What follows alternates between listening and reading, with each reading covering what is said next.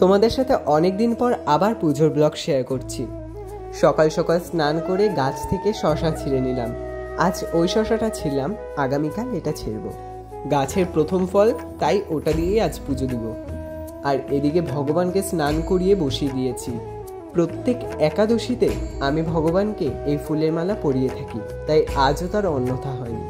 আজ হলো অপরা একাদশী, সেই ব্লগটাই তোমাদের সাথে শেয়ার করছি। শেষে ওনাদের চরণে তুলসী পাতা অর্পণ করছি, আর ভোগও দিয়ে দিচ্ছি তুলসী পাতা।